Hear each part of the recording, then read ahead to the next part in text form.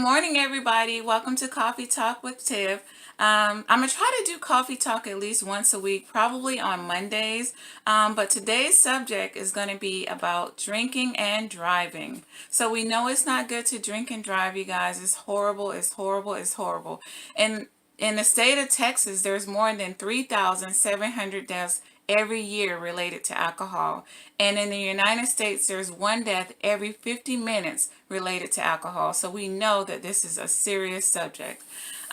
What would you do if you were at a party or a gathering and you saw like a friend or a coworker, or even if it was somebody you didn't know that was drinking and obviously they were drunk, and you saw them going to their car? Would you let them get in the car, or would you try to stop them? Would you call the cops? Like, because sometimes people get a little feisty, but what would you do? Would you just turn your back? Would you walk away, ignore them, or would you try to stop the person from getting in the car?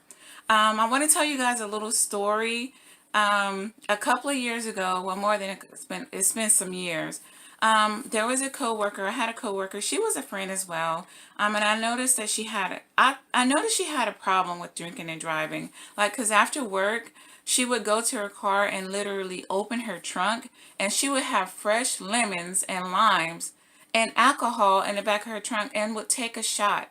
And I was like, oh my gosh, like every day, every shift that we worked together, and it was pretty much like every day because I worked like 5 days a week. And anyway, she was one of the supervisors or managers at the store. So literally, she would go and take a shot, and I noticed, I was like, she had a problem with drinking, and I talked to her about it because she had three kids. At the time, they were younger. They were probably around the ages of my kids back. Well, it's been some years. So anyways, they were young kids. And I tried to talk to her about it because I thought that, maybe she had a problem with it. And she said, oh, no, I didn't have a problem with it. Anyway, so months passed by. She was always going out to the club, drinking and driving. And I didn't want her out drinking and driving. I would try to convince her, stay home with your kids or whatever. And one time, I didn't want her out on the streets drinking and driving. So I would go literally to the club with her. And I didn't want to go inside the club. So I remember sleeping outside in my car one night. And these guys came banging on the door, on my window, on my car window.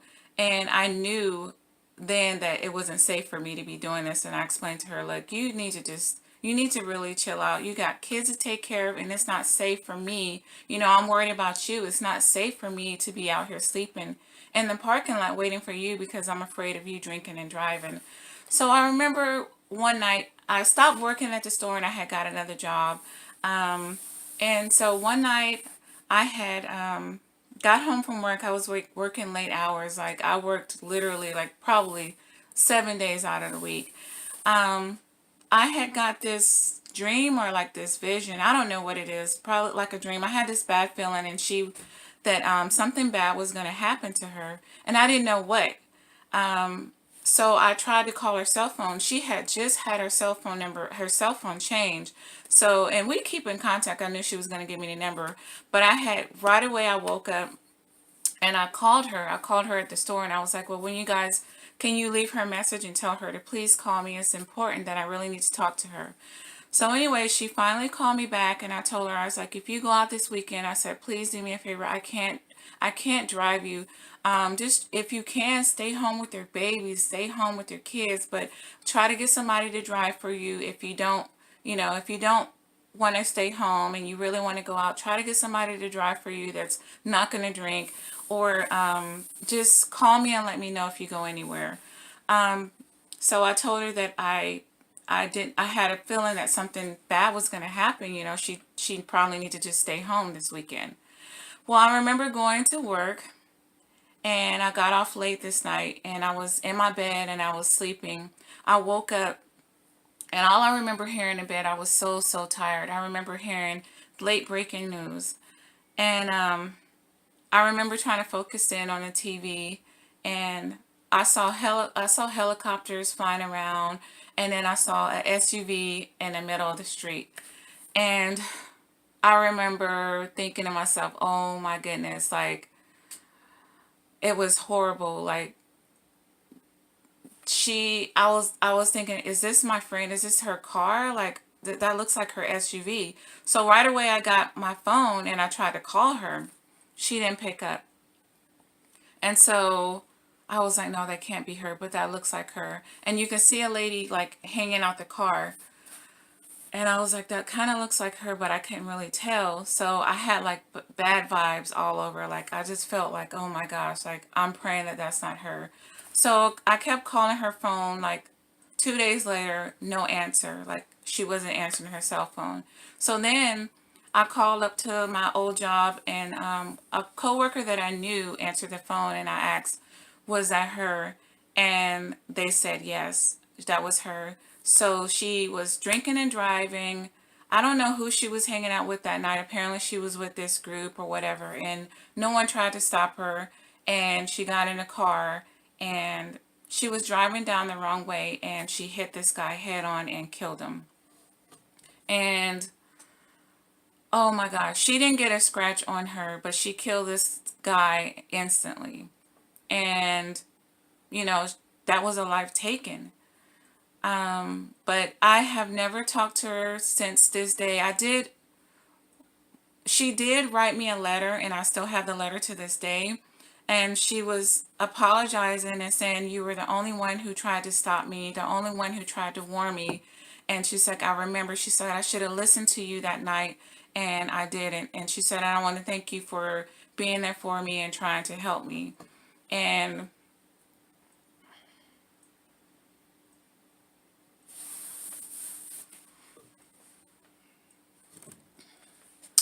I never wrote her back because I was angry because she took a life. And she knew, I know people have problems drinking and driving, or drinking. But I told her, she knew before she took that first tip, try to get somebody to drive for you. And I don't know who she was with. Apparently she was with a group of people and they saw her get in her SUV, but no one did anything to stop her. And I told her before she took that first drink to stay at home with your kids. Now you took an innocent life. Your kids are left without a mother. She had 3 babies. Anyway, so she wound up getting life in prison, and I haven't spoken to her since this day. It's probably been about 8 or 9 years. It's been a couple of years already. I don't know how many. Probably, well, yeah, probably about 8 or 9 years already. But I couldn't talk to her. I was just so angry and so upset because, and I know that she felt bad. Of course, afterwards you feel bad, but I mean, we have got to put a stop to this. We have really got to put a stop to drinking and driving. Like that that man's life was taken, and it's so serious. You're not only putting yourself in danger, you're putting everybody that's on the road or in the everybody else's life in danger. And that's not fair. Now your kids are without a mother, and an innocent life was taken. So anyways, you guys, if you see someone drinking and driving, what would you do? Or if you see someone that's been drinking, and if you see someone that's been drinking or drunk or intoxicated, what would you do? Would you try to stop them? I'm praying for everybody out there, the families or loved ones who have lost somebody to a drunk driver. But for the ones who are doing the drinking and driving, know that there is help out there. And if you know that you want to go out and you know that you have a problem with drinking and driving, try to get, I don't know, what is it, Uber or, I'm old, honey. One of those, heck, get somebody, call a taxi or somebody, or, make sure you plan ahead and leave your daggone keys at the house if you have to. But we have got to stop drinking. There was recently, actually, not too long ago, I actually posted it on my Facebook page. My friend and I was out and we were going, we're so old. Look, only time I go out at night, we were going to pick up, what was it? Oh yeah, a workout bike. And it was like not right down the street from my house, and I noticed there was a truck turned over in a ditch, and I was like, that looks like a truck. And it was pitch dark outside. So anyways, we pulled over, and sure enough, it was a truck, and it was a big old truck. in a ditch, and I was scared. I was like, oh my gosh, there was debris and stuff all over the road. So I jumped out the car and ran to the truck, and I was scared. My heart was beating so fast as I was walking up to this truck, as it was literally, it looked like it was like whoever. I was like thinking, oh gosh, please don't let me see a dead body. I mean, I work at a hospital, but you know, and I've been in the medical field for how many years, but nobody likes seeing dead bodies. So anyways, I remember walking up to this truck and I'm thinking, oh my gosh, I hope I don't see a dead body. Well, when I looked in the window, there was a guy standing up in a car looking at me. And I was like, oh my gosh, I was like freaking scared. Anyways, long story short, because that's a whole nother story. Me and some people that pulled up, two people that pulled up, they're such angels. We like got together and we pulled this man out of the truck only because we thought the truck was going to catch on fire and it wasn't safe for him to be in that truck. But when we pulled him out, soon as we were able to lift, because the truck was on its side and there was no way we can get him out of the bottom part, so we had to reach up together, all three of us, and like lift the hood, the door open, and it was so freaking heavy because it was like a big truck. And so we like pulled him out of the truck, or had him climb out, and literally as we opened the car door, we could smell liquor, like it was strong. And we all were like, oh my gosh, we smell liquor. Like, are you freaking kidding me? He was drunk. So anyways, he gets out the car and he looks like he was okay, like he was a little out of it. So we had him sit down and we called 911. And we noticed to the left at the back of his truck, his pickup truck, that there was beer cans all over. So he was drinking and driving. But that could have really been really, really bad, really, really bad. He could have hit somebody, or, took an innocent life, or he could have died. So anyways, I want to know what you guys think about this drinking and driving, and what would you do if you saw someone that was intoxicated and that was getting ready to go get in a car and drive, or, what would you do? Would you stop them, or would you just turn the other way? Anyways, thank you guys for joining me, and stay tuned for my next coffee talk. And I hope you guys have a blessed day. I love you guys. All right. Peace.